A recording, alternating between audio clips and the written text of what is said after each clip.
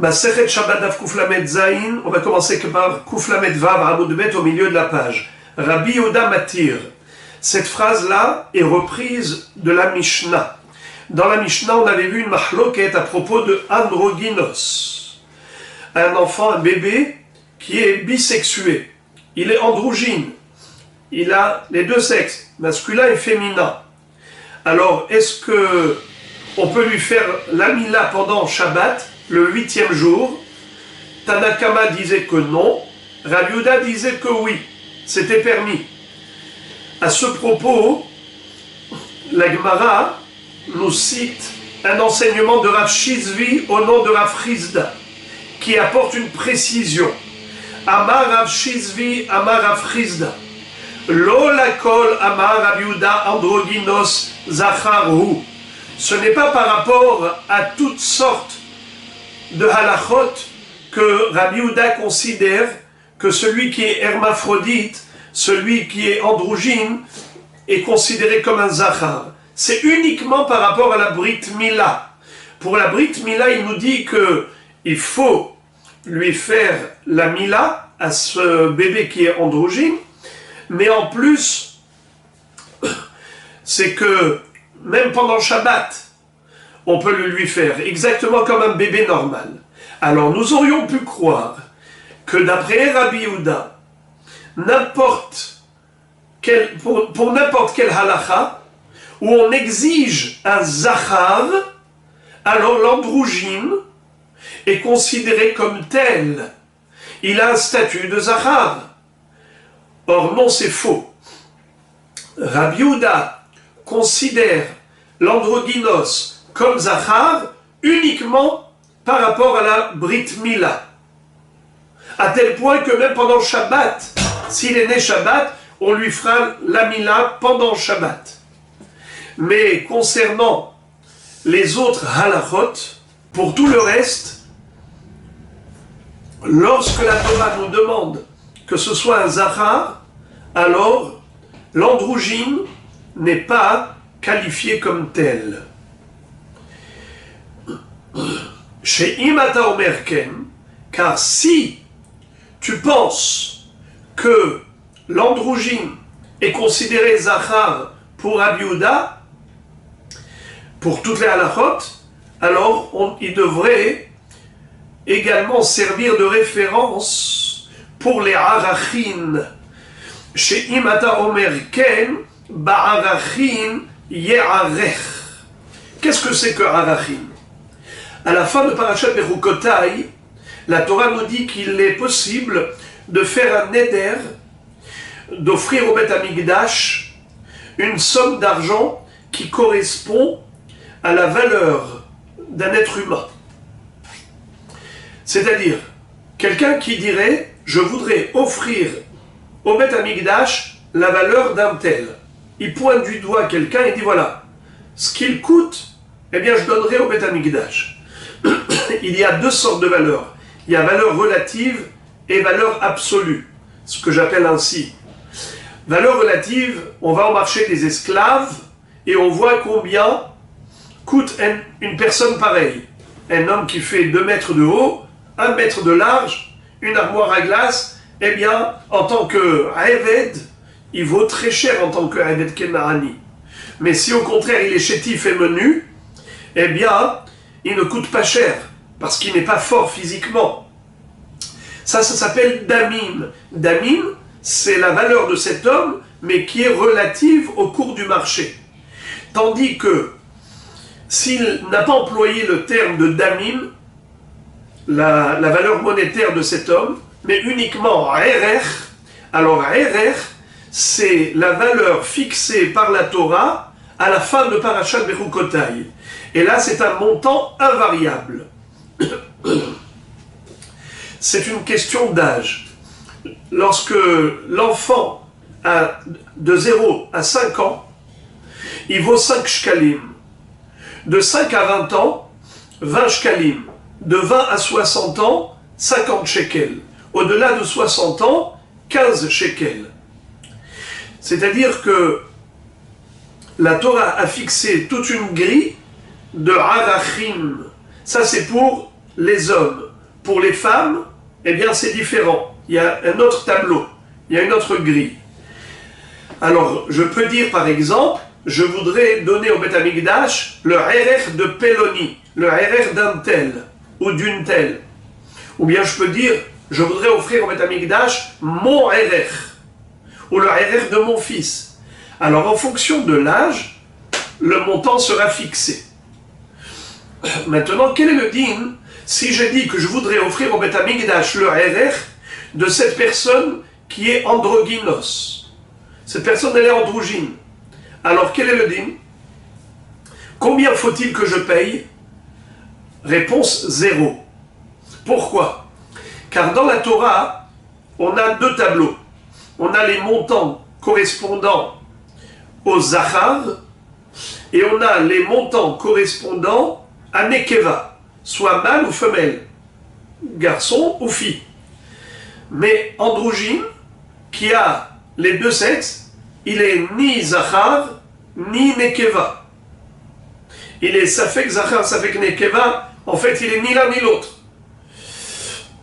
Alors, la Gemara va dire, le même Rabbi Yehuda, qui a dit que, au niveau de la mitzvah de Mila, l'androgyne est considéré Zachar, à tel point que, non seulement qu'il faut lui faire la Mila, mais en plus, on lui ferait la Mila même pendant Shabbat, mais c'est uniquement par rapport à la Mila, et on verra pourquoi. Mais concernant les autres halachot, pour lesquels on exige un Zachar, eh bien l'androgyne n'est pas considéré Zachar. Preuve, c'est que pour les Arachim, il n'est pas Ne'erach. Chez Imata Omerken, Ba'arachim, Ye'arech, ou Minalan Delo Mi'arach, et d'où sait-on qu'en effet, l'androgyne ne peut pas servir de référence pour les Arachim? Réponse, Detania, Hazachar, Velotumtum, Verdroginos. Il y a un passage que je vous le lis. Vehaya erkecha hazachar mi ben 20 shana ve'ad ben 60 shana vehaya erkecha 50 shekel kesef beshekel hakodesh. Donc ce passouk, comme je vous ai dit, il parle de entre 20 ans et 60 ans. À ce moment-là, pour un garçon, il faut donner 50 shekels. Alors, la Torah a écrit vehaya erkecha hazachar. On aurait pu écrire Zachar. Pourquoi tu as écrit le He avec l'article défini? Rashi nous dit He yetera kadarish. C'est pour nous faire une dracha. Pour dire Dafka, Zachar vadai, velo Zachar safek. Donc on exclut le tumtum. Tumtum, c'est un bébé qui est né avec la partie génitale qui est recouverte d'une peau. Et donc on ne voit pas si c'est un garçon ou une fille. Le jour viendra où ça va s'ouvrir, ce qu'on appelle tum-tum shenikra. À ce moment-là, on verra si c'est un garçon ou une fille. Mais pour l'instant, que c'est un safek, il ne peut pas servir de référence. Mais androgynos, celui qui est hermaphrodite, qui est bisexué, même lui, ne peut pas servir de référence.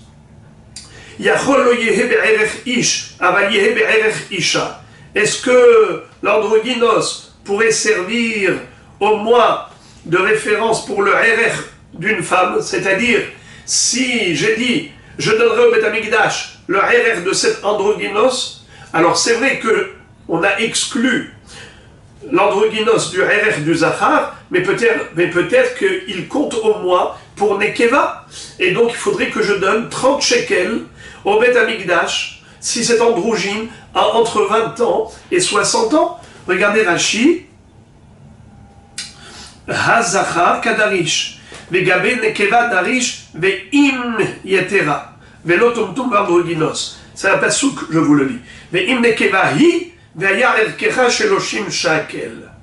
Pourquoi il y a écrit ve'im? On aurait pu écrire on nekeva, et pour une nekeva, on donne shloshim shekel. Pourquoi tu as dit ve'im? Ve'im nekeva hi. Alors regardez ce que dit la Gemara.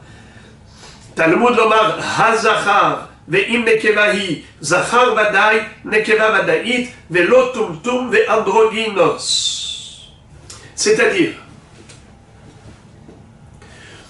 le He de Hazachar et le Im de Ve'im Nekevaï, c'est pour nous dire qui est-ce qui peut servir de référence pour les Arachim, uniquement un Zachar Vadaï, uniquement une Nekeva Vadaït, mais Tumtum et Androgynos qui sont frappés de Safek Zachar, Safek Nekeva, eh bien ils ne peuvent pas servir de référence pour fixer le montant du RR.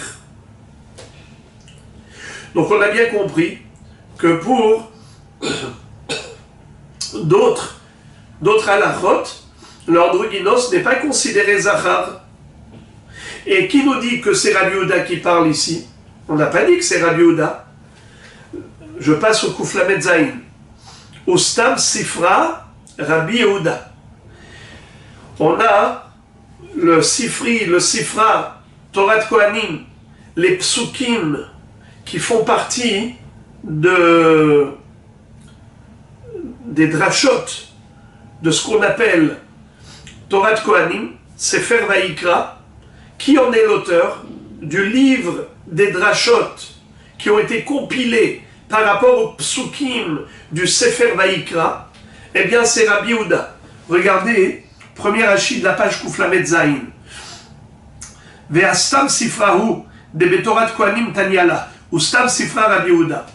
Stam sifra, c'est-à-dire les drachot des psukim qui se font par rapport au livre de Vayikra, c'est qui les a compilés? C'est Rabbi Yehuda. Ce Rabbi Yehuda, c'est l'élève de Rabbi Akiva, Rabbi Yehuda bar Bilhaï. Donc si c'est lui l'auteur du Sifra, et ce passage qu'on vient de lire, c'est dans Parashat Bechukotai. Parashat Bechukotai figure dans Chumash Vayikra, donc Rabbi Yehuda ne peut pas se contredire. Donc le même Rabbi Yehuda qui a dit que on fait la Brit Mila de l'androgynos pendant Shabbat, ça veut dire qu'il est considéré comme Zachar. Eh bien, ce même Rabbi Yehuda va nous dire qu'au niveau de Arachim, l'androgynos n'est pas considéré Zachar. Alors maintenant, la Gemara nous dit que, encore, par rapport à d'autres halachot, en effet, l'androgynos n'est pas considéré Zachar, d'après Rabbi Yehuda. Voici. Amar Rav Nachman bar Yitzhak. Rav Nachman bar Yitzhak qui est un Emora nous cite encore une braïta. Af anan namitanina, hakol kesherim le kadesh, chutz meheresh shote le katan.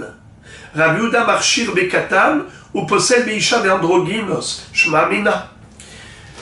On a une halacha concernant le kiddush mehatat, la sanctification des eaux lustrales, c'est-à-dire l'eau de source que l'on mélange aux cendres de la vache rousse. Le mélange des cendres de Paradouma avec l'eau de Mariam, ce mélange-là s'appelle Kiddush Mehatat. Eh bien, qui est-ce qui a le droit de mettre, qui est habilité à mettre de la cendre de la vache rousse dans le kéli d'eau de l'eau de source? Qui est habilité à cela? Tout le monde, sauf Heresh, Shoté et Katan, donc ces personnes qui sont considérées comme inconscientes, comme le malentendant, le fou et le petit. Rabbi Yehuda, Marchir Bekatan, Rabbi Yehuda dit qu'un petit est apte à cela. Rashi nous dit que c'est dans Masechet Yoma que Rabbi Yehuda s'explique pour expliquer pourquoi il qualifie le Katan et pourquoi il disqualifie ou possède Beisha et androgynos. Il disqualifie la femme et androgynos. Ça veut dire qu'il dit qu'il faut être obligatoirement un homme, ou bien même un enfant, Zachar, mais pas Nekeva. Donc lui, il disqualifie les femmes et les androgynes. Pourquoi? Car il ne qualifie que le Zachar, même un Zachar Katan, mais il faut qu'il soit Zachar. Donc on a bien compris que pour Rabbi Yehuda, l'androgynos est considéré comme Isha pour être disqualifié de Kiddush Mehatat, parce qu'il ne qualifie que le Zachar. Donc tu vois bien que pour la Mila, Rabbi Yehuda considère que l'androgynos est considéré Zachar, alors que pour Kiddush Mehatat, il dit androgynos c'est comme Isha. Pareil pour les Arachin, il dit qu'androgynos, c'est ni Zachar, ni Nekeva. Alors la question se pose, pourquoi pour la Mila, il a dit que la Mila de l'androgynos est d'Oché Shabbat? Ou Maïshna Mila, Mishum Dirtiv, Himmol Lachem, Kol Zachar. Eh bien la Brit Mila, c'est l'exception. En général, androgyne, d'après Rabbi Yehuda, n'a pas le statut de Zachar. Uniquement pour la Brit Mila, oui, c'est considéré comme un Zachar. Lama, parce que la Torah écrit dans Parashat Lech Lecha, Himmol Lachem Kol Zachar. Pourquoi on a dit Kol Zachar? C'est pour dire que même l'androgyne, qui a une partie de Zacharut, il a quand même le sexe masculin, alors il est considéré Zachar pour la Mila. Nouvelle Mishnah. Mishéayulosh netinokot. Quelqu'un qui avait 2 bébés à circoncire. Ce Mohel devait faire la Mila à 2 bébés. Et had la moul achar Shabbat, ve had la moul be Shabbat. Il devait faire la Brit Mila, par exemple, l'un devait faire la Brit Mila Shabbat et l'autre dimanche. Ce qu'on appelle Ahar Shabbat. Vechad la moul be Shabbat. Veshachach, il a oublié, c'est-à-dire qu'il a fait confusion. Ou mal et shel Ahar Shabbat be Shabbat. Et le bébé auquel il aurait dû faire la Mila le dimanche, il lui a fait la Mila le Shabbat. Hayav, Tanakama nous dit qu'il est Hayav Khatat. Pourquoi? Car il a fait une Avera de faire couler du sang à un bébé qui ne devait pas faire la Mila aujourd'hui. Il devait faire la Mila dimanche. Donc pendant Shabbat, quel âge a ce bébé? Il n'a que 7 jours.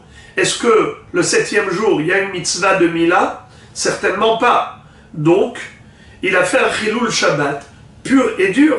Donc il est Chayav Khatat. Un autre cas nous dit la Mishnah.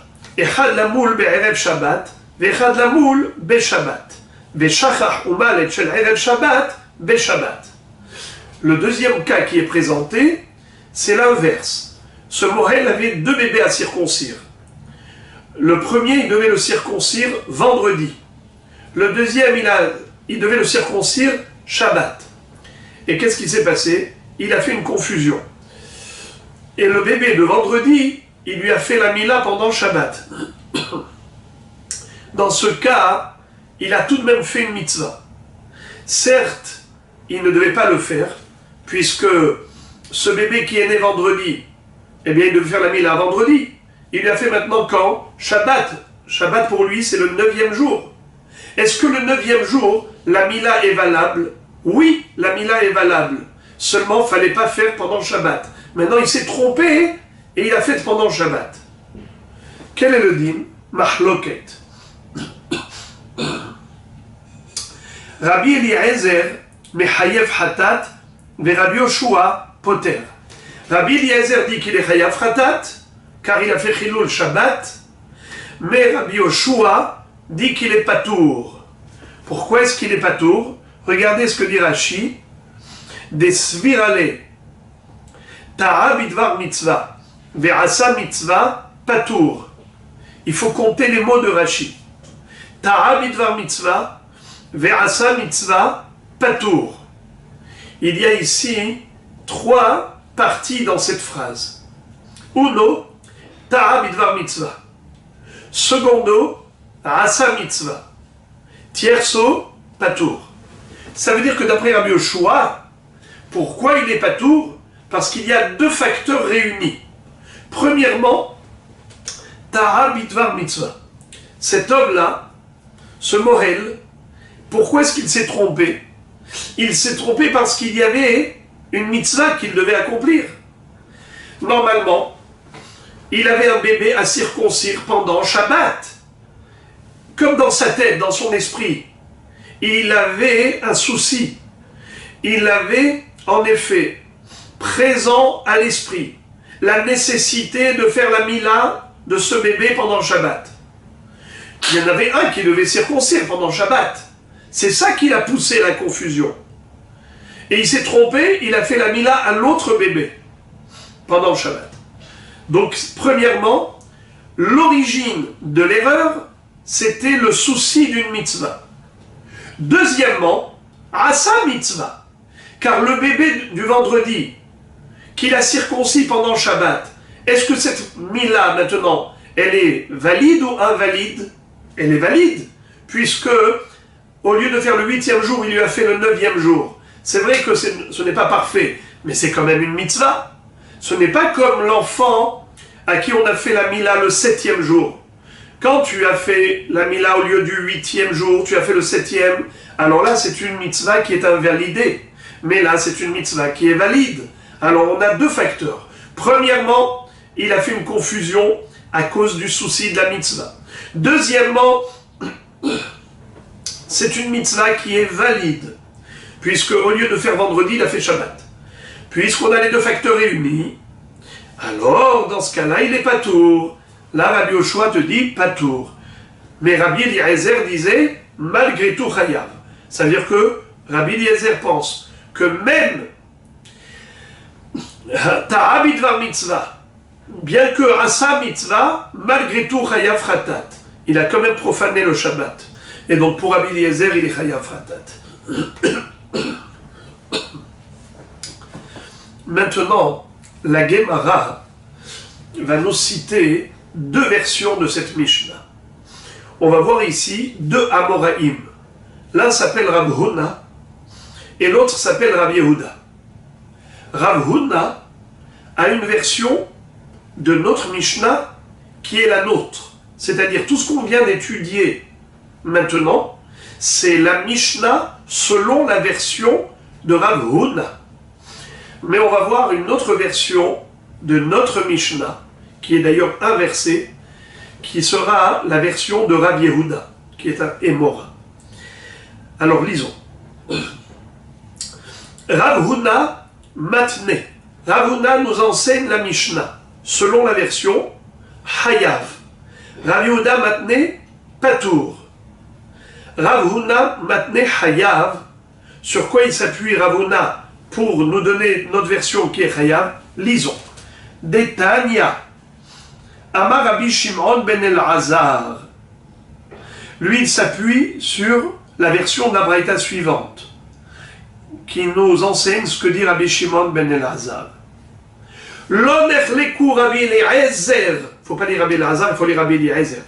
Lo nechleku Rabbi Eliezer ve Rabbi Yoshua al mi shayu lo shte tinokot.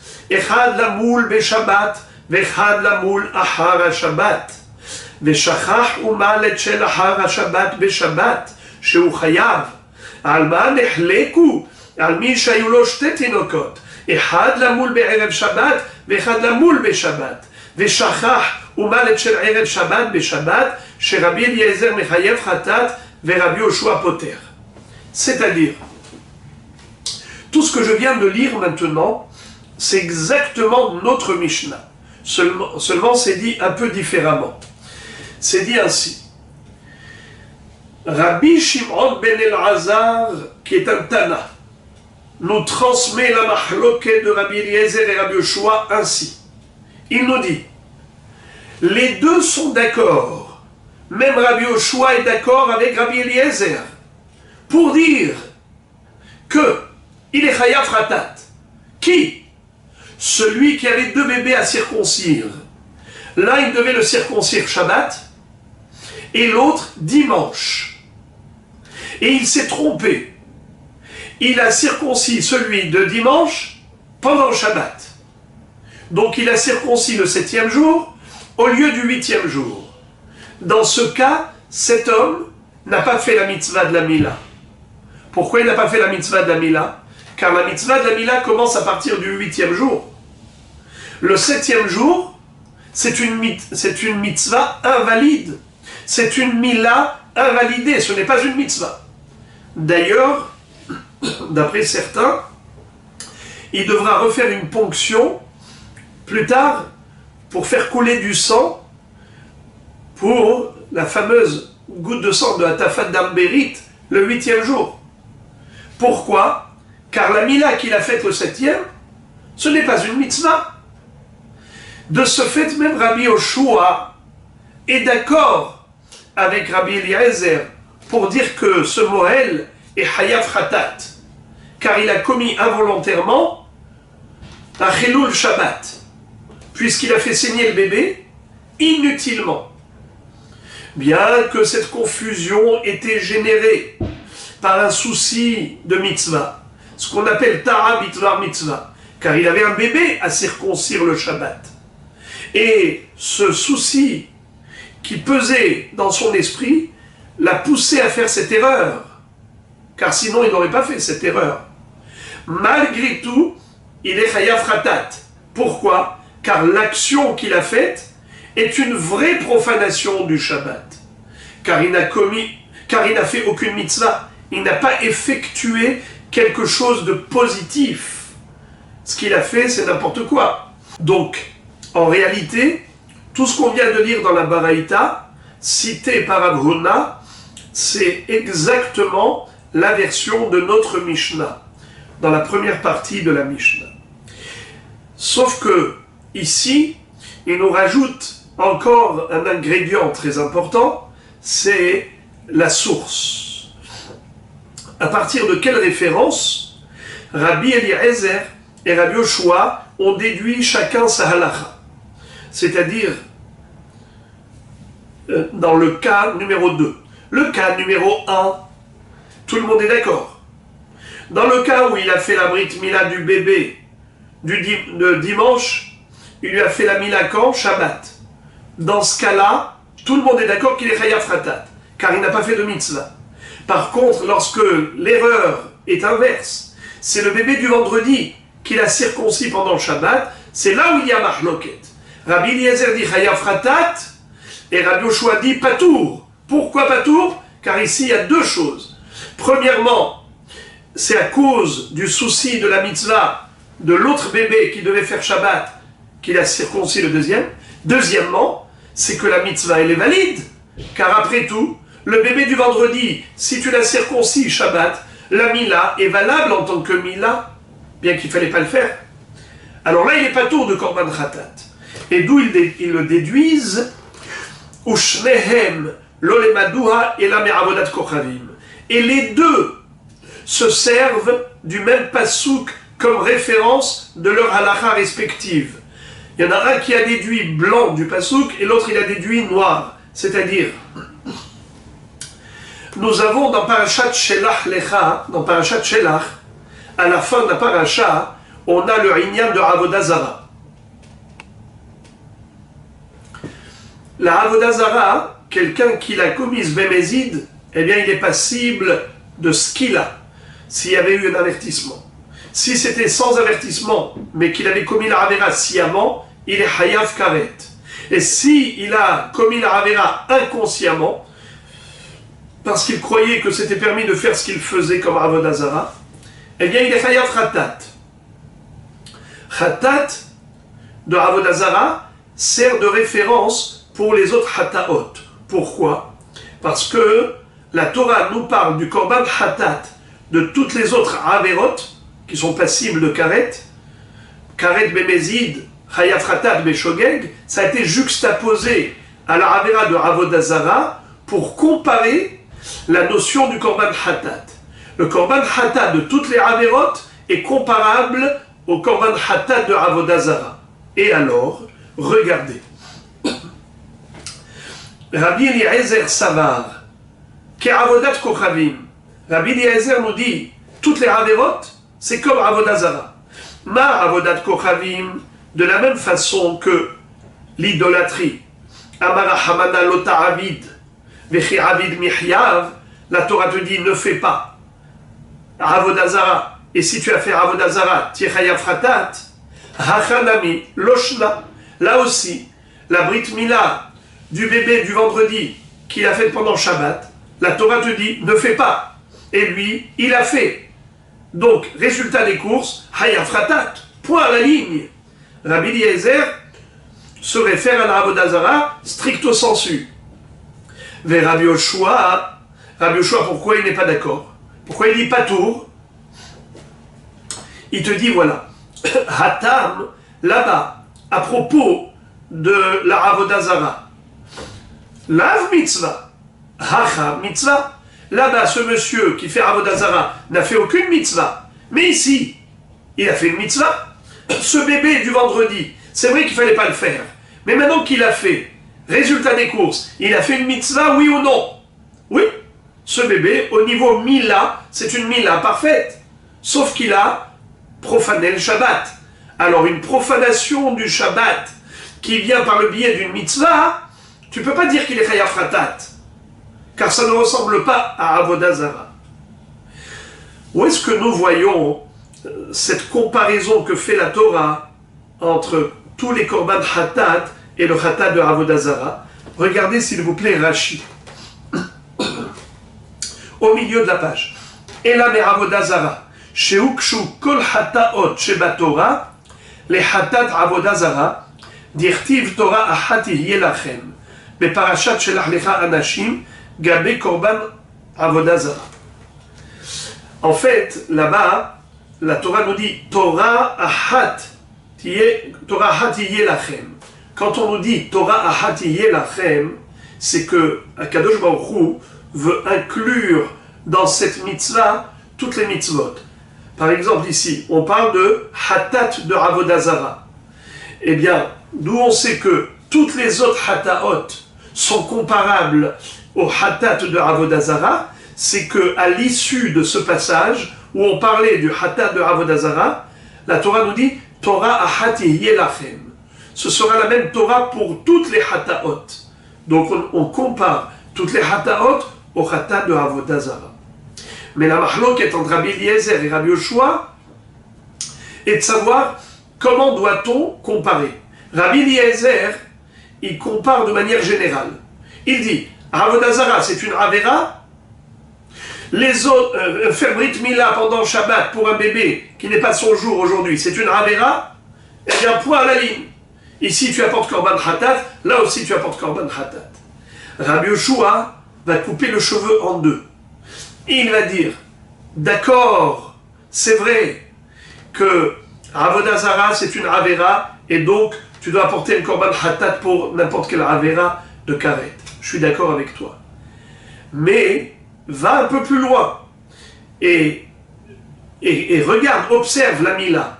La Mila, Beshabbat, c'est pas vraiment comme Avodah Zara. Pourquoi? Car Avodah Zara, il n'a fait aucune mitzvah quand il a fait Avodah Zara. Mais celui qui a pris le bébé du vendredi, il lui a fait la Brit Mila pendant Shabbat par erreur, celui-là, eh bien, est-ce qu'il a fait une mitzvah ou il n'a pas fait de mitzvah? Oui, il a fait une mitzvah. Puisqu'il a fait une mitzvah, donc ce n'est pas comparable à Avodah Zara. Alors il n'y a pas de Korban Khatat. Jusqu'ici, c'était la version de Rav Huna, qui est en effet notre version de la Mishnah. Rav Yehuda Matne Patour, la Gemara nous expose une deuxième version et qui intervertit notre Mishnah. Et voilà comment il va dire. Détania, il s'appuie sur une autre baraïta qui cite l'enseignement de Rabbi Meir. Rav Huna s'est appuyé sur une baraïta qui relate l'enseignement de Rabbi Shimon ben El-Azar, qui est un Tana. Mais Rabbi Yehuda s'appuie sur une autre baraïta qui évoque l'enseignement de Rabbi Meir, qui présente la mahloket de Rabbi Eliezer et Rabbi Yoshua différemment. On va voir juste l'inverse. Qu'est-ce qu'il dit? Lo nechleku Rabbi Eliezer ve Rabbi Yoshua al mi shehayu lo shte tinokot אחד למול בערב שבת ואחד למול בשבת ושכח ומל את של ערב שבת בשבת שהוא פטור. על מה נחלקו? על מי שהיו לו שתי תינוקות, אחד למול אחר השבת ואחד למול בשבת ושכח ומל את של אחר השבת בשבת שרבי אליעזר מחייב חטאת ורבי יהושע פוטר. Qu'est-ce que ça veut dire? Selon lui, dans le cas où la personne a fait une mitzvah, même s'il a fait une Avera, il n'est pas Hayav Khatat. Et même d'après Rabbi Eliezer. C'est-à-dire, au cas où le Mohel avait 2 bébés à circoncire Shabbat. L'un, il devait le circoncire pendant Shabbat, mais l'autre, il devait le circoncire depuis vendredi déjà. Il s'est trompé, au lieu de le circoncire vendredi, il a circoncis pendant Shabbat. Dans ce cas, quel est le din? Est-ce qu'il est Chayav Hatat ou pas? Normalement, il ne devait pas le circoncire Shabbat. Il devait le circoncire vendredi. Eh bien, tout le monde est d'accord qu'il est patour. Même Rabbi Eliezer dirait dans ce cas patour. Pourquoi? Parce que, après tout, cet homme a fait une mitzvah. Premièrement, il avait un souci de Dvar mitzvah, parce qu'il avait un bébé à circoncire Shabbat. Deuxièmement, la mila qu'il a faite, elle est valide. Alors certes qu'il a fait aussi une Avera de Chilul Shabbat. Mais à cause de quoi il a fait cette Avera de Chilul Shabbat? À cause du souci de l'autre bébé. Et même ce bébé, pour lequel il a fait Chilul Shabbat, la mila qu'il lui a faite, elle est valide. Puisqu'il lui a fait le 9e jour, au lieu du 8e jour. Alors même Rabbi Eliezer dirait pas tour. Quand est-ce qu'il y a mahloket entre eux? C'est que, dans le cas inverse, il avait un bébé à circoncire Shabbat, et un deuxième à circoncire dimanche. Et il a circoncis Shabbat, celui du dimanche. C'est-à-dire qu'il a fait la mila le 7e jour.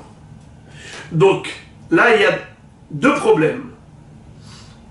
C'est que le bébé, déjà, il n'a pas eu une circoncision valide. Et deuxièmement, ça s'est fait pendant le Shabbat. Alors là, nous dit Rabbi Eliezer, Chayav Khatat. Et Rabbi Yoshua va dire même dans ce cas patour. Pourquoi dans ce cas patour? Parce que Rabbi Yoshua dit, c'est vrai qu'il a fait Chilul Shabbat.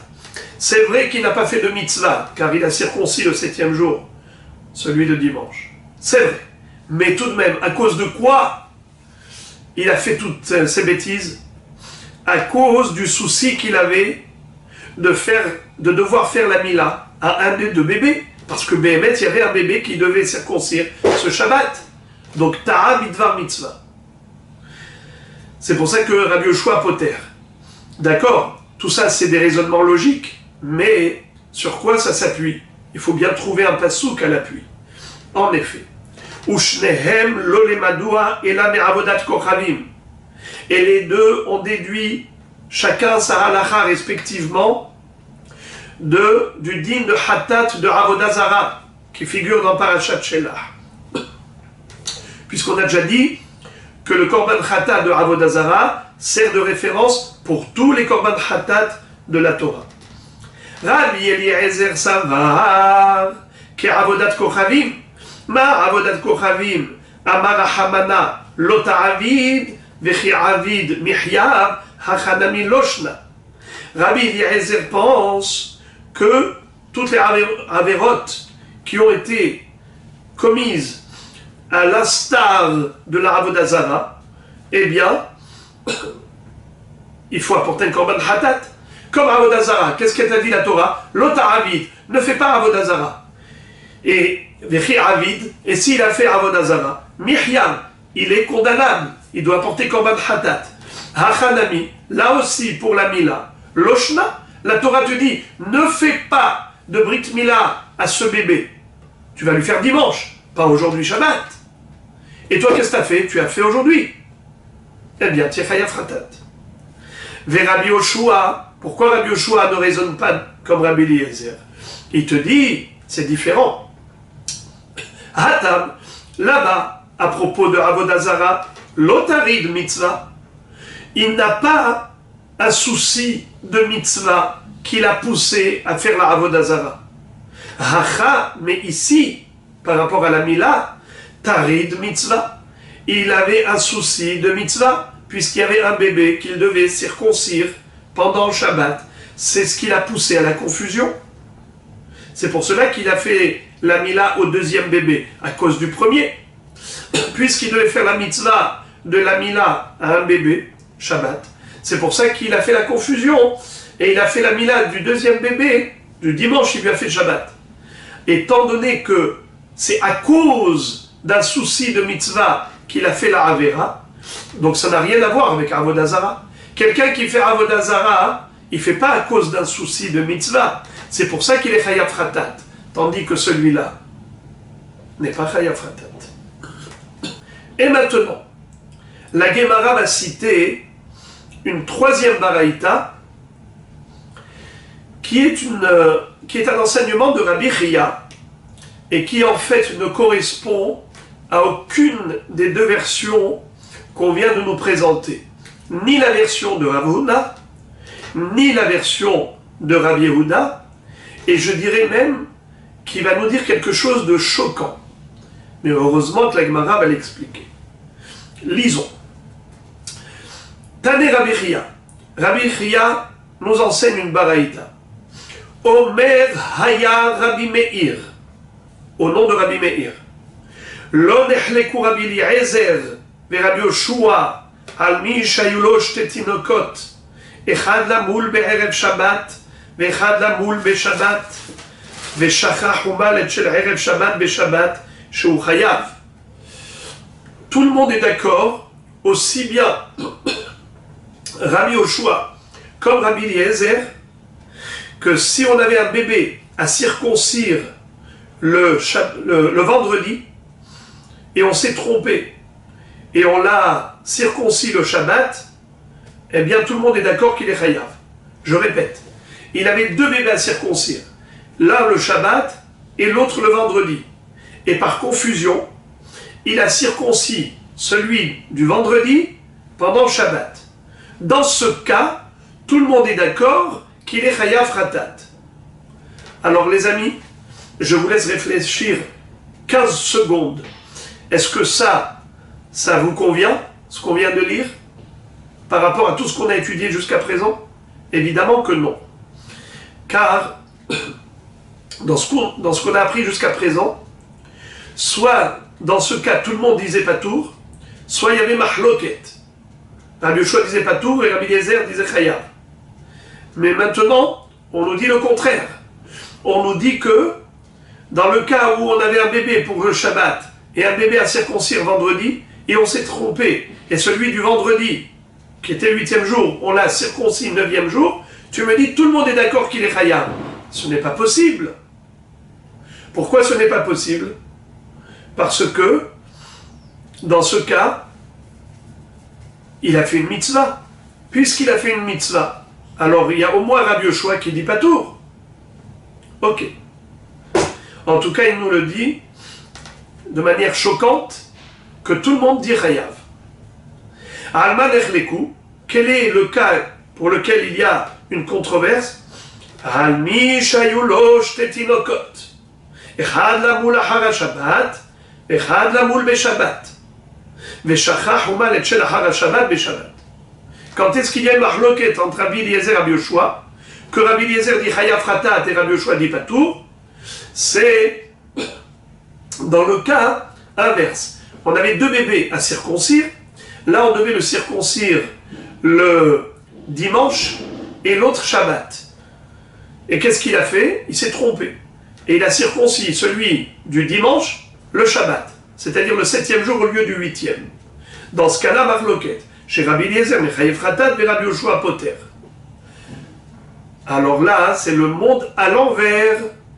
C'est le monde à l'envers. Et la Gemara immédiatement va objecter. Hashta Rabbi Yoshua Sefa de lo karavid mitzvah Poter Recha de karavid mitzvah Mechayev. Je comprends pas. Tu as renversé la vapeur. Si déjà dans le deuxième cas, où le bonhomme n'a pas fait de mitzvah, car il a circoncis le 7e jour, le Shabbat, celui qui devait circoncire le 8e jour, dimanche. Et malgré tout, qu'est-ce que dit Rabbi Yoshua dans ce cas? Patour de Hatat. Donc, a fortiori, dans le premier cas, où il a circoncis celui du vendredi pendant le Shabbat. Alors, dans ce cas-là, c'est sûr qu'il a fait une mitzvah. Alors, comment Rabbi Yoshua peut dire Chayav? C'est impossible. C'est le monde à l'envers. Réponse. Amre de Rabbi Yannai. Alors, dans le Betamidrash de Rabbi Yannai, on a répondu Recha, Kegon Shekadam, Uman et Shabbat be'erev Shabbat. Nelod nitna Shabbat lidachot. Sefa nitna Shabbat lidachot. Incroyable. On nous dit comme ça. Dans le premier cas, pourquoi tout le monde dit Chayav, même Rabbi Yoshua est d'accord pour dire Chayav, c'est parce que ce Mohel qui avait 2 bébés, qu'est-ce qu'il a fait? Il a fait une telle confusion, c'est qu'il a inversé. Celui qui devait être circoncis vendredi, il lui a fait la circoncision au Shabbat. Et celui du Shabbat, il lui a fait la circoncision vendredi. Alors dans ce cas-là, étant donné que celui de Shabbat a déjà été circoncis vendredi, donc ça fait que pendant Shabbat, il y avait combien de bébés à circoncire? Qu'un seul. Lequel? Aucun. En fait, il ne devait plus circoncire. On s'explique. Normalement, s'il avait fait les choses bien, ce Mohel, eh bien, il y a un bébé qui est né vendredi, il devait lui faire la circoncision vendredi. Il y a un enfant qui est né Shabbat, il devait lui faire la Mila Shabbat. Qu'est-ce qu'il a fait ce bonhomme? Première erreur, c'est que vendredi, il a fait la Brit Mila à qui? Au bébé du Shabbat. Le bébé du Shabbat, il lui a fait la Mila le 7e jour, vendredi. Donc déjà, première erreur. Ok, mais il n'a pas fait Trilou Shabbat. Mais il a fait une grosse bêtise. Car il a fait la Mila le 7e jour, au lieu du 8e. Maintenant, qu'est-ce qu'il lui reste? Un deuxième bébé. Celui-là, normalement, qu'est-ce qu'il aurait dû faire? Il aurait dû faire la Mila quand? Vendredi. Il ne lui a pas fait la Mila vendredi. Ok, t'as pas fait la Mila vendredi? Arrive Shabbat. Les amis, est-ce qu'il doit lui faire la Mila Shabbat, le 9e jour? Pas du tout. Il doit lui faire la Mila quand? Dimanche. Car Mila Shelo Bismana, l'odora Shabbat. Une Mila qui n'a pas lieu en son temps, on ne la fait pas Shabbat. Ah, donc ce bébé qu'on devait circoncire vendredi. Alors, première bêtise, il n'a pas circoncis vendredi. Deuxième bêtise, il a circoncis Shabbat.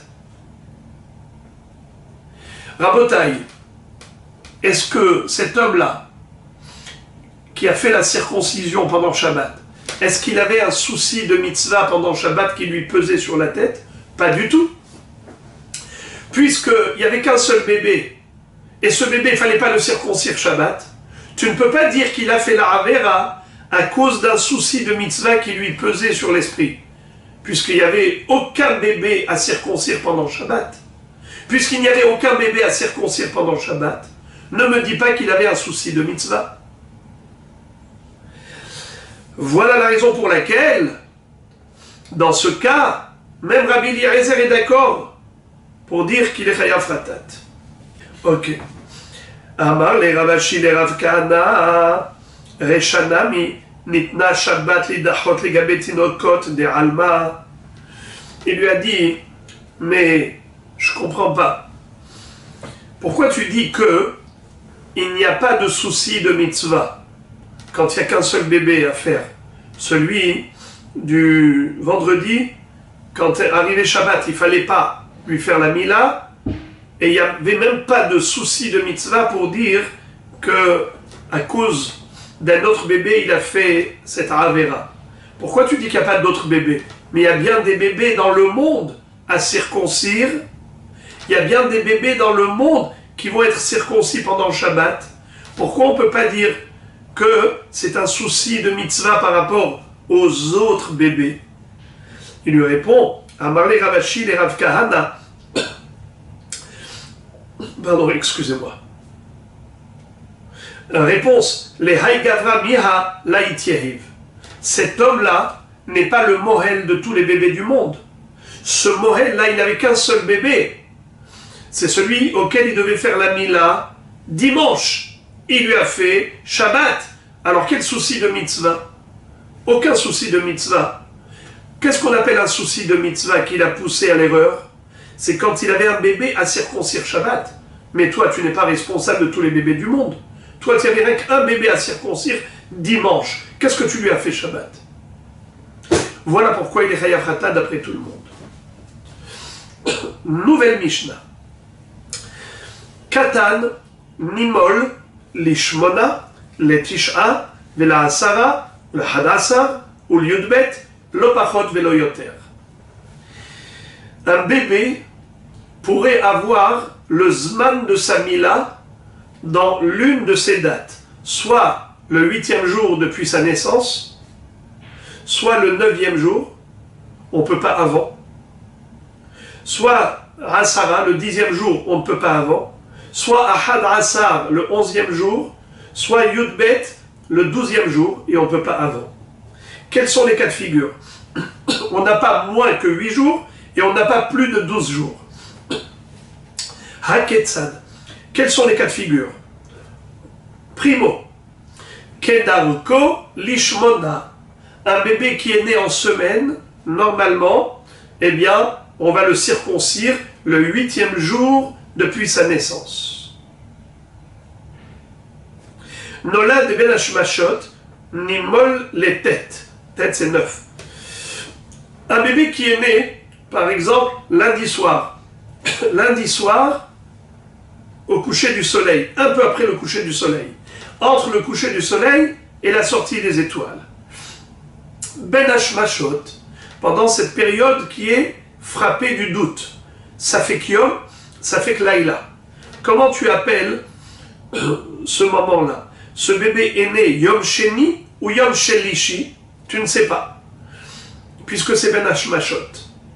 Peut-être qu'il est né Yom Sheni, et donc il faut lui faire la Mila Yom Sheni. Peut-être qu'il est né déjà à la tombée de la nuit, donc il est né Yom Shelishi. Il faut lui faire la Mila Yom Shelishi.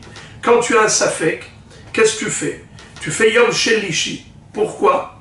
Parce que si tu lui fais Yom Sheni, peut-être que Yom Sheni, c'est que le 7e jour, car il est peut-être né le mardi, le Yom Shlishi. Et donc quand tu fais la Mila le 7e jour au lieu du 8e, la mitzvah est invalide. Tandis que si tu t'es trompé dans le sens inverse, que au lieu de faire lundi, tu as fait la Mila mardi, ça veut dire au lieu du 8e jour, tu as fait la Mila le 9e jour. C'est vrai qu'il manque une certaine perfection, mais la Mila, elle est quand même valide. Alors dans ce cas-là, qu'est-ce qu'on fait dans le doute? On préfère l'autre risque. Et donc on décale au lendemain. Ça s'appelle Mila le 9e jour. Ben Hashmashot shel Erev Shabbat, Nimol le Asara.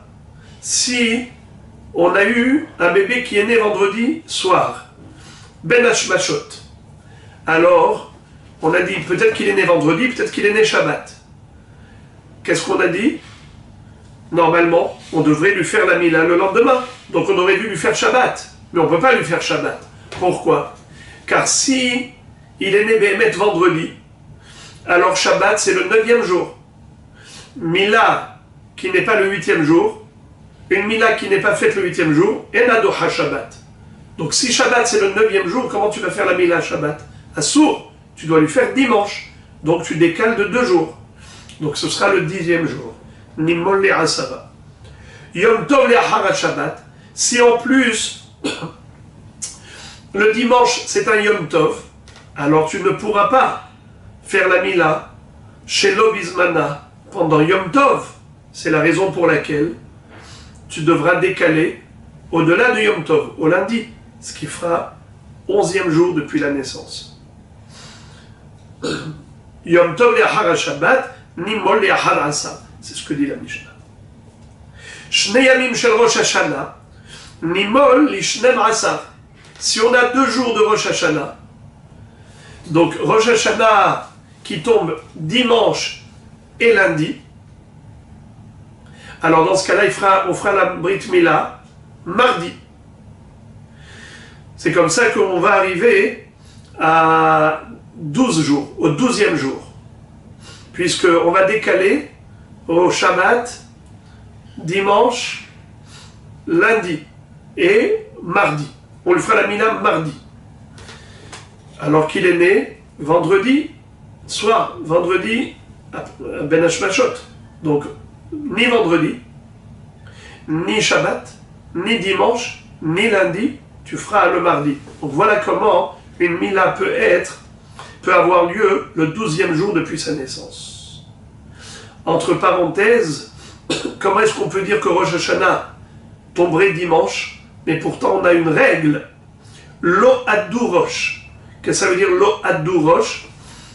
C'est un mnémotechnique que nous donne le Shulchan Aruch pour dire que Rosh Hashanah ne peut pas tomber ni un dimanche, ni un mercredi, ni un vendredi, ni Aleph, ni Dalet, ni Vav.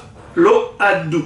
Eh bien, ça c'est vrai que c'était à l'époque, c'est aujourd'hui que le calendrier a été fixé par Hillel, le deuxième Hillel. Ce calendrier a été fixé de telle manière à ce que jamais on pourrait avoir un Rosh Hashanah qui tombe dimanche.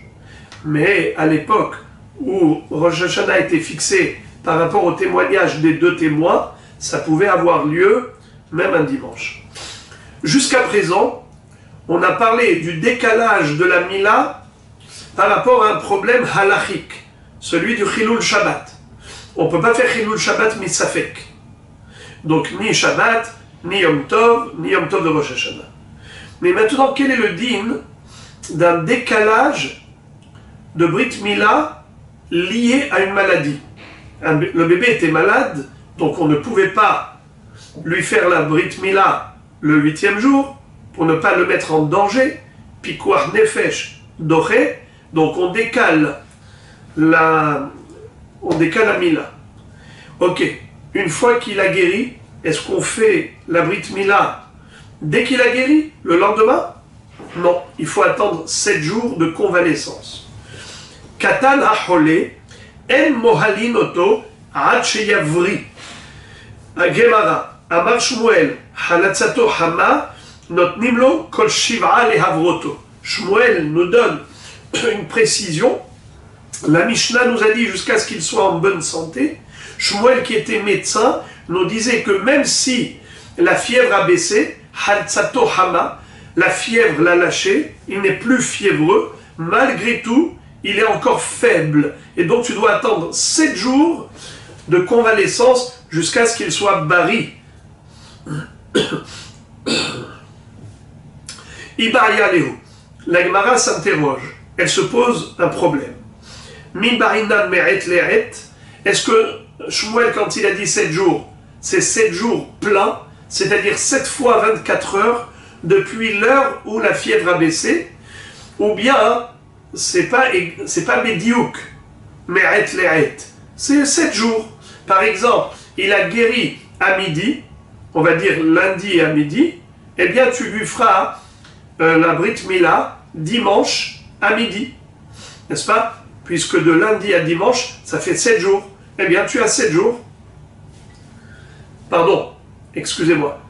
Tu lui feras la Brit Mila, même dimanche matin.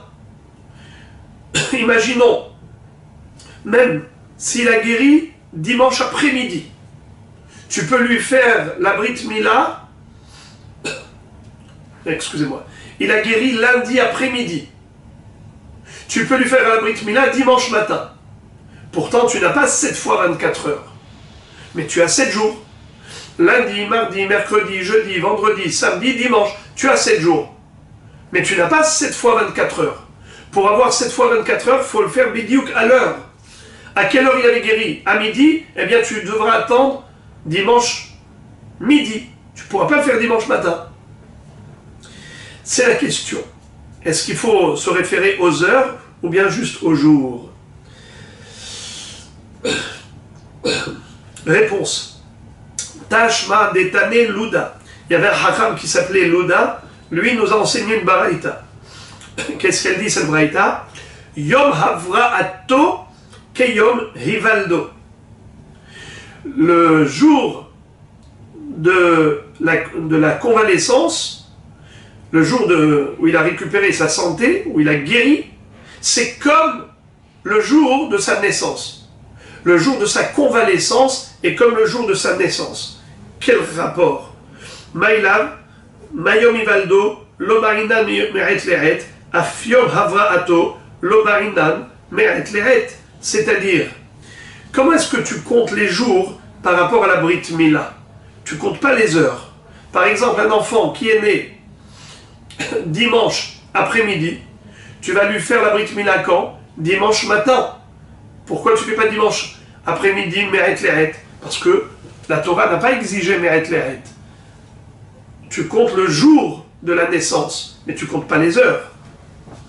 Alors peut-être que même pour la santé, pour la convalescence, on n'a pas besoin de se référer aux heures.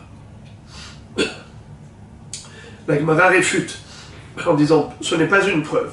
Lo, je peux te dire que Adif Yom Havraato Yom Ivaldo. Deilu Yom Ivaldo lo ba'inan meret leret, veilu Yom Havraato ba'inan meret leret. C'est-à-dire que quand on a dit en effet qu'Yom Hivaldo, c'est qu'on lui donne 7 jours, mais pas meret leret au niveau de la Mila. Par contre, au niveau de la Havra'a, peut-être que là, il faut même calculer les heures et pas seulement les jours. Donc, par rapport à tout ce qui est danger, on ne prend pas de risque et Hamira Sakanta me Isura, et on doit faire attention.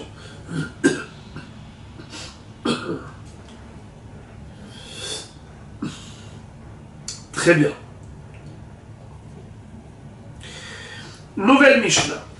Eloan Tzitzin Amerakvin et Amila. Bassar Ahofet Rovaratara.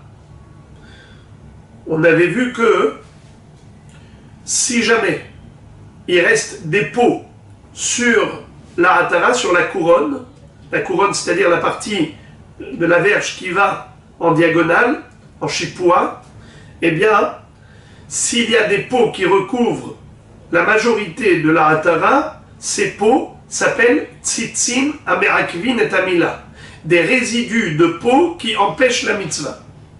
Et par conséquent, même pendant Shabbat, tu as le droit de les couper. Imaginons qu'il a coupé déjà une partie, une minorité des peaux, il reste encore la majorité, et il doit, même pendant Shabbat, aller et couper ses peaux, puisque la mitzvah n'est pas cachée. Relisons. Elohen Tzitzin Amerakvin et Amila.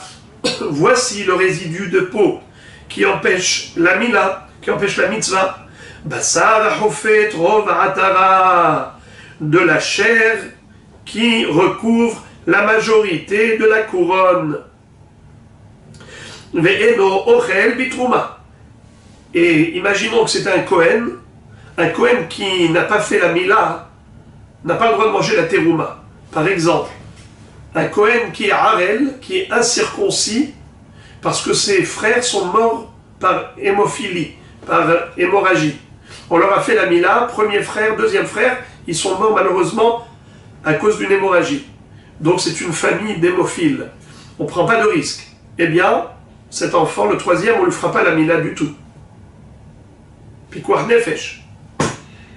Et alors si c'est un Kohen, il ne pourra pas manger la terouma, puisqu'il est Harel, même si c'est involontaire, mais c'est un état de fait, c'est une réalité. Enochel bitrouma. Alors cette halakha, elle est valable, pas seulement par rapport à quelqu'un qui n'a pas été du tout circoncis, mais même s'il a été circoncis, mais il reste encore des peaux qui recouvrent la majorité de la hatara, eh bien, Enochel bitrouma. La Mishnah conclut en nous disant que, imaginons quelqu'un à qui on a fait une mila normale, seulement il était Baal Bassar. Et Imaya Baal Bassar, quelqu'un qui était enrobé, et la chair recouvrait la mila. Alors, Metakno mipene mar'ita ayn. Alors lui, il faut couper plus pour mar'ita ayn, parce que ceux qui vont voir la mila vont croire que cet enfant n'a pas fait de mila. La Mishnah conclut en disant Mal velo para et amila kiilou lo mal. Un bébé qui a fait la mila, mais n'a pas fait la pri'a, c'est comme s'il n'a pas fait de mila.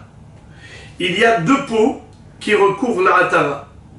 Une grosse peau qu'on appelle orla, le prépuce, et une fine peau qui s'appelle la peau de la pri'a. Normalement, ça se faisait en 2 temps. D'abord, on coupait le prépuce et ensuite, on déchirait la peau de la pri'a pour découvrir la hatara et on baissait vers le bas. Ça, c'est les mohalim qui sont très compétents. Les mohalim qui se facilitent, alors ils tirent la peau, ils tirent et ils mettent leur magaine et ils coupent les 2 peaux en même temps. Et après, ils tirent vers le bas la peau qui reste pour découvrir la hatara. Alors on nous dit comme ça, quelqu'un qui n'a coupé que le prépuce, que la orla, et il n'a pas déchiré et découvert la hatara, il n'a pas déchiré la peau de la pri'a. Pri'a, ça vient du mot dévoilement. Ou para et rosh haïcha. Les froa, découvrir. Il n'a pas coupé la petite peau pour découvrir la hatara, eh bien la mila n'est pas cachère. Qui ilou lomal. Amarabi avina marabir mi abaraba amarav. Basar hafofet rov govha shel hatara. Quel est le chidouche de Rav? C'est quand on a dit que dans la Mishnah, on a parlé des tzitzin, amerakvin et tamila. C'est quoi tzitzin? C'est des peaux qui restent après avoir coupé une partie de la orla. Il reste encore des peaux qui recouvrent la majorité de la hatara. Alors, qu'est-ce que nous dit Rav? Il nous dit, c'est la majorité de la hauteur de la couronne. La majorité de la hauteur de la hatara. C'est ça ce qu'on appelle tzitzin amerakvin. Et qui disqualifie la mila. Rashi explique. Regardez le premier Rashi de la page. Gemara. Rov govha. Lotema rov hatara de katane matnitin rov ekefa. Et la filou rov govha bemakom ehad. Rashi nous explique c'est quoi le chidouche de Rav. C'est qu'on aurait pu croire que les tzitzin amerakvin et tamila, quand est-ce que c'est problématique?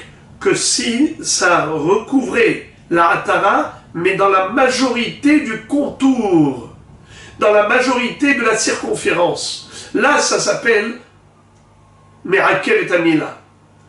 Mais maintenant, Rav te dit non, pas du tout. Même si la majorité de la hatara, elle est découverte, juste dans un seul endroit, on a de la peau qui remonte et qui recouvre la majorité de la hauteur de la hatara. Eh bien, malgré tout, la mila, elle est invalide. Basar ha'hofe et rov govha shel hatara. Afilu bemakom ehad. La Gemara continue et nous explique l'histoire du bébé enrobé, qui est gros et qui a de la chair en excroissance. Veimaya ba'al basar. Amar Shmuel. Katan amesurbal bebasar ro'im oto. Kol zman shemitkashe v'nir'a mahul eno tzarich lamoul. Veim lav tzarich lamoul. Shmuel nous dit que ce bébé qui est bien enrobé et qui a un problème de mar'ita ayn, et c'est pour cela qu'il faut couper plus de peau, pour qu'on voit bien que sa mila est découverte, il faut se référer à la mila en état d'érection. Il faut créer l'érection et voir si, à ce moment-là, on voit qu'il est mahoul, tout va bien. Il ne faut pas se référer dans un état normal, à un état normal.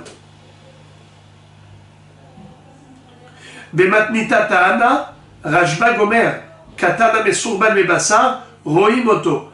Kol zman shemitkashe ve'lo nir'a mahoul, tzarich lamulo. Dans la Braïta, on nous dit comme Shmuel, mais dans un langage différent. On nous dit comme ça. Si le bébé, enrobé de chair, si au moment, Kozman Shemit caché, si au moment de l'érection, on ne voit pas qu'il est mahoul, alors il faut couper. La Gemara demande, Maï benayu, quelle est la différence entre Shmuel et la Baraïta? c'est blanc bonnet, bonnet blanc. C'est-à-dire, Shmuel, qu'est-ce qu'il a dit? Shmuel nous a dit, si quand il est en état d'érection, on ne voit pas qu'il est mahoul, alors il faut lui faire la mila. D'accord? Par contre, v'im lav et notre sarif la moulo. Sinon, ce n'est pas la peine de lui faire la mila. Mais la Braïta, qu'est-ce qu'elle a dit? Excusez-moi, j'ai mal lu. Reprenons Shmuel. Shmuel dit comme ça. Kolzman shemit kaché venir à mahoul et notre sarif la moule. Shmuel nous a dit, si en état d'érection, on voit qu'il est mahoul, pas besoin de lui faire la mila. La Braïta, qu'est-ce qu'elle dit? Si en état d'érection, et non nira mahoul, en état d'érection, on ne voit pas qu'il est mahoul, alors il faut lui faire la mila. Alors, c'est quoi cette différence de langage? La Gemara dit, Ika benayu, nira ve'eno nira. Qu'est-ce que ça veut dire? Rashi explique. Ika benayu, nira ve'eno nira. Li Shmuel, nira mahoul, huden tsarich lamulo. Ha nira ve'eno nira, tsarich.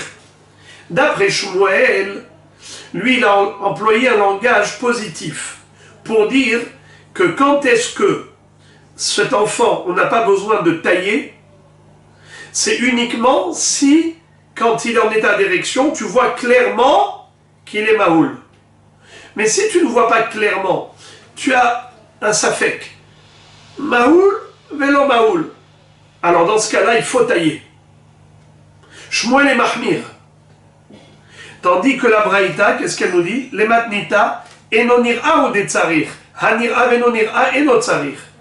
Pour la Braïta, quand est-ce qu'il faut tailler?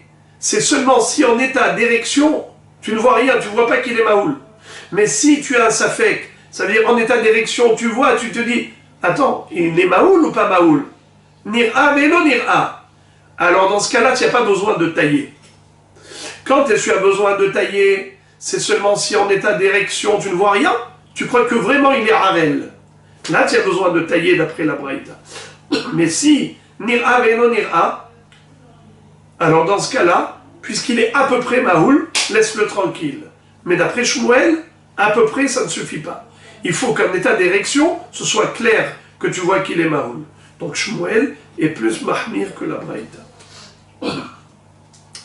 Et maintenant la Gemara va terminer avec le sujet des brachot que l'on récite au moment de la Mila. Tanoura Banan, Hamal Omer, Asher Kideshanu Bemitzvotav et Tzivanu, Al Hamila. Le Mohel, quel bracha doit-il réciter? Asher Kideshanu Bemitzvotav et Tzivanu, Al Hamila. Avia Ben Omer, Asher Kideshanu Bemitzvotav et Tzivanu, Leachniso Bebrito Shel Avraham Avinu. Le Mohel, il fait la bracha par rapport à la mitzvah elle-même, tandis que le père, lui, qu'est-ce qu'il dit? Leachniso Bebrito Shel Avraham Avinu. Il remercie Akshborou qui lui a donné cette chance d'introduire son fils dans l'alliance établie avec Avraham Avinu, qu'Hachem avait établie avec Avraham. Ha'omdim sham omrim, et ceux qui se tiennent là-bas, qu'est-ce qu'ils disent? Que Shem shenichnas la berit, car ikanes la Torah la chupal ma'asim tovim. De la même façon que cet enfant a mérité de rentrer dans l'alliance d'Abraham, qu'il puisse mériter la Torah, c'est-à-dire bar mitzvah, chupa, le mariage, ma'asim tovim, de bonnes actions. Entre parenthèses, on se demande pourquoi on a mis les bonnes actions après la chupa. Normalement, on aurait dû dire la Torah ou le ma'asim tovim ve la chupa, puisque les ma'asim tovim, les bonnes actions, c'est à l'âge de la bar mitzvah. Alors on explique qu'il y a les ma'asim tovim d'avant et d'après la chupa. Les vrais ma'asim tovim, c'est après la chupa. Un célibataire peut se considérer parfait. Il est bien, il est gentil, il fait du bien. Mais où est-ce qu'on mesure réellement la gentillesse d'une personne? C'est vrai midot, c'est dans le cadre de la maison. Chupa ou ma'asim tovim? Parce que ma'asim tovim, on peut faire avec tout le monde. Mais envers son épouse, c'est là où on voit le vrai tzaddik. Pourquoi? Car en général, quand on fait du bien aux autres, alors on est félicité, on est valorisé, mais à la maison, ça devient une routine. Il n'y a plus de remerciements, il n'y a plus de compliments. Eh bien, malgré tout, si tu fais que du bien, tu t'abstiens de faire du mal, c'est vraiment Ma'asim Tovim. Je ferme la parenthèse pour revenir à ce que dit le Bah. Le Bah dit qu'il ne faut pas dire à la troisième personne du singulier, mais à la deuxième personne du singulier. Pas Keshem Shenichnas, la Berit, Kachikanes, la Torah, la Hupa, Ma'asim Tovim. Il faut dire Keshem Shenichnasto, la Berit, Kartachniseu, la Torah, la Hupa, Ma'asim Tovim. C'est-à-dire, on fait une bracha au père qui puisse mériter d'introduire son fils à la bar mitzvah et à la choupa.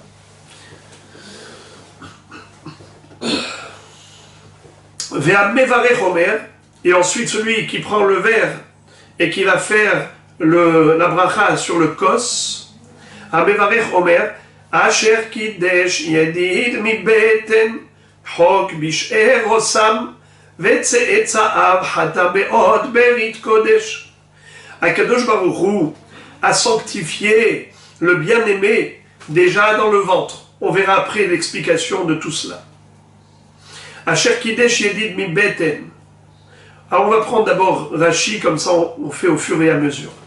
Rashi dit Asher Kidesh Yedid Mi Beten. Akadosh Baruch Hu a sanctifié le bien-aimé déjà dans le ventre de sa mère. C'est qui? Dit Rashi, Yitzhak. Kare Yedid. Hashem Asher Ahavta. Il était le bien-aimé de son père. Karnat bincha et Yehidecha Asher Ahavta. Et lui, il était Kadosh mi Beten. Puisque, nous dit Rashi, Kodem Shenolad, Nitkadesh le mitzvah zod irtiv, Aval Sarah Ishtecha, Vakimoti et Beriti Ito Hainu Mila. Rashi nous dit que Akadosh Baruch Hu avait consacré Yitzhak à la mitzvah de la Mila, qui est donc le Bérit établi avec la descendance d'Abraham, déjà dans le ventre de sa mère, puisqu'il va lui dire Aval Sarah Ishtecha Yoledet Ben, il va lui annoncer la naissance d'Yitzhak, alors qu'elle était encore stérile, et il va lui dire qu'il va établir un Bérit avec lui. Ça parle de quoi? De Brit Mila.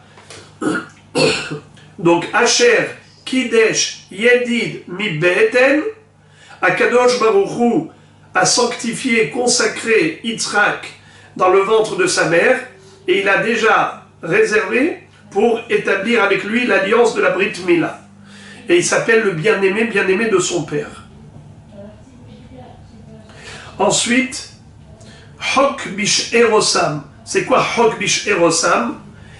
Il a mis dans sa chair, chez Eros c'est la chair de Yitzhak, il a déjà scellé et tamponner la chair de Yitzhak avec le chok de la Mila. Comme ça dit Rashi. Sam chok shel Mila bibsaro. Vetze'etza'av hatam be'od berit kodesh. Vetze'etza'av et sa descendance, la descendance de Yitzhak, hatam be'od berit kodesh, a été également scellée avec le sceau sacré, le sceau divin. Alken, c'est la raison pour laquelle on demande. Bisrar Zot, par ce mérite, Akadosh Baruch Hu, s'il te plaît, El Hay Helkenu, Tzave Lehatzil, Yedidut She'erenu Mishahat, Les Maran Berito, Asher Samif Sarenu. Alors il y a deux versions. Il y a ceux qui disent Tziva, c'est pour cela que Akadosh Baruch Hu a donné l'ordre de sauver la descendance d'Abraham et de Yitzhak du Gehinam, du Shahat, de l'enfer, grâce au Bérit, grâce à l'alliance d'Abraham qui est scellée en nous. Comme ça dit Rashi, Tziva le'atzil yedidut sherenu mishahat mi Gehinam, comme il est écrit Gam at bedam beritech shilachti asiraich mi boren ma'im bo. Je te fais sortir du puits où il n'y a pas d'eau, c'est l'enfer, grâce au sang de la Mila.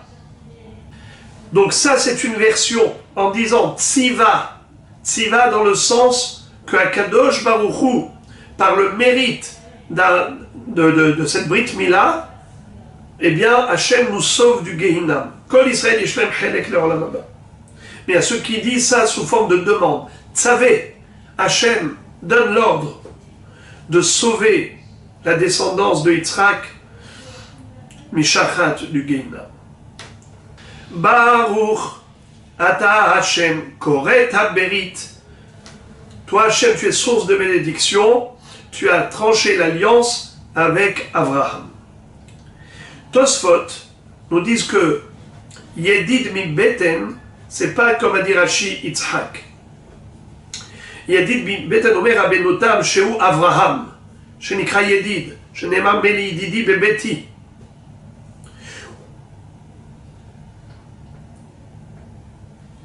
Dans le sens où, au moment où Akadosh Baruch Hu a détruit le Beth Amikdash, qui est venu pour prier, eh bien, c'est Avraham, Yitzhak et Yaakov. Ils sont venus prier, et Akadosh Baruch Hu va dire à Avraham, mais les Yididi Bebeti, qu'est-ce que fait mon bien-aimé dans ma maison? Donc c'est Avraham qui est le bien-aimé de Dieu, pas comme a dit Rashi, que Yitzhak, le bien-aimé d'Avraham. Chok bish erosam ou Yitzhak. Et Akadosh Baruch Hu a tamponné dans la chair d'Avraham, c'est qui? C'est Yitzhak, qui est la chair d'Avraham. Chok bish erosam. Vetse'etzaav hatam be'od beri kodesh. C'est qui Tse'etzaav? C'est pas toute la descendance, c'est Yaakov, ou Yaakov. Vetse'etzaav kemo ubanav. Donc, ça a une autre interprétation. On continue. Hamal et Agerim, quelqu'un qui fait la mila aux convertis, donc c'est pas une mila d'un enfant juif à l'âge de 8 jours, c'est une mila de conversion au judaïsme. Omer Baruch Ata Hashem Elokeinu Melech HaOlam Asher Kideshanu Bemitzvotav et Tzivanu Ala Mila. Ve'amevarech Omer Asher Kideshanu Bemitzvotav et Tzivanu Lamul et Agerim Ulehatif Mehem Dam Brit. שאלמלא דם ברית לא נתקיימו שמיים וארץ, שנאמר אם לא בריתי יומם ולילה חוקות שמיים וארץ לא שמתי, ברוך אתה השם כורת הברית. Celui qui va prendre le verre de vin au moment de la mila d'un converti, il va faire une autre bracha. C'est Asher kideshanu b'mitzvotav et tzivanu lamul et hagerim, ou lehatif même dam brit, sheilmale dam berit, car sans le sang de l'alliance, eh bien le monde ne tiendrait pas. C'est par l'alliance de la Brit Mila que le monde tient. Baruch ata Hashem koret haberit. Hamal et Avadim, celui qui fait la Mila des Avadim, on avait déjà vu que le Eved Kenaani, quand il est acquis par son propriétaire juif, il doit lui faire la Mila et la Tvila. Alors, au moment de cette Mila, c'est pas comme la Mila d'un bébé juif, c'est pas comme la Mila d'un goy qui se convertit au judaïsme, qui devient totalement juif. C'est la Mila d'un Eved qui sort du statut de Goy, mais qui ne rentre pas dans le statut de Juif, il est entre deux. Comme dit Rambam, Yatsa miklal Goy, veliklal Israël oigia. Ça lui donne quand même un statut. La preuve, c'est qu'il est hayab de toutes les mitzvot comme une femme. Alors, pour cette Mila, Hamal et Avadim Omer, Asher kideshanu b'mitzvotav et tzivanu ala Mila, ça c'est le Morel, et celui qui prend le verre de vin, Amevarech Omer Asher Kideshanu b'mitzvotav et tzivanu lamul et ha'avadim ulehatif mehem dam berit sheilmale dam berit chukot shamayim va'aretz lo nitkaimu shenemar im lo beriti yomam v'layla chukot shamayim va'aretz lo samti baruch ata Hashem koret haberit. Donc on décrit au travers de cette bracha l'importance de la mitzvat Mila, puisque c'est grâce au sang de cette alliance que le monde tient. Comme il est écrit dans le verset, Imlo beriti yomam valayla, si jour et nuit il n'y avait pas mon berit qui était là présent, eh bien, chukot shamayim va'aretz lo samti, les lois de la nature qui régissent le ciel et la terre, tout le cosmos, eh bien, n'existeraient plus. Il y a là-haut, dans le Tosfot, une mahloket entre Rashi et Rabbeinu Tam, à savoir, pardon, pas Rashi et Rabbeinu Tam, Rabbeinu Shmuel et Rabbeinu Tam, c'était deux frères, les deux sont petits-fils de Rashi, à savoir à quel moment il faut faire la bracha du Avi Aben. On a dit que le Mohel, il fait la bracha de Alamila, D'ailleurs, dans Rambam, il est écrit que ça dépend. Si le Mohel, c'est un étranger, il fait la bracha de Alamila. Mais si le Mohel, c'est le père lui-même, il fait la bracha de Asher Kideshanu Bemitzvotav et Tzivanu, la moule et haben. Ça, c'est concernant le Mohel. Mais la bracha du père, Asher Kideshanu Bemitzvotav et Tzivanu, le'achniso bibrito shel Avraham Avinu. Est-ce que c'est une mitzvah, c'est une bracha qui se récite avant la Mila ou après la Mila? Rabbeinu Shmuel, il disait qu'il faut le faire avant. Avant même le Mohel. D'abord, la bracha de Asher Kideshanu Bemitzvotav Tzivanu, l'achniso bebrito shel Avraham Avinu. Et ensuite, le Mohel, il fait la bracha de Alamila. Rabbeinu Tam dit que non. Il dit que d'abord, le Mohel, il fait la bracha, il fait la Mila, la bracha Alamila, il coupe, et ensuite, on fait comment on appelle ça, la bracha de Leachniso Bebrito shel Avraham Avinu, et c'est une birkat hashevach, et c'est pour dire que la Mila que l'on fait, c'est les Shem Hashem, et non pas comme faisaient les Goïm, les Shem Hargerizim, par rapport à une Avodah Zarah. Donc nous, on le fait pour Akadosh Baruch Hu. Et Béhémet, il y a des gens qui font comme ça, d'autres qui font autrement. Les deux minhagim existent. On voit dans certaines villes où les gens font d'abord la bracha de Leachniso Bebrito shel Avraham Avinu, et ensuite le Mohel va faire la bracha et la Mila, et nous avons le minhag de le faire après. Voilà Moraï Verabotai pour aujourd'hui. On a terminé le Perek qui s'appelle Rabbi Eliezer de Mila. On a le sujet de la Brit Mila qui est développé. Évidemment qu'on n'a pas étudié ça Be'iyun, mais au moins on a quelques notions. Bruchim Tihiyu.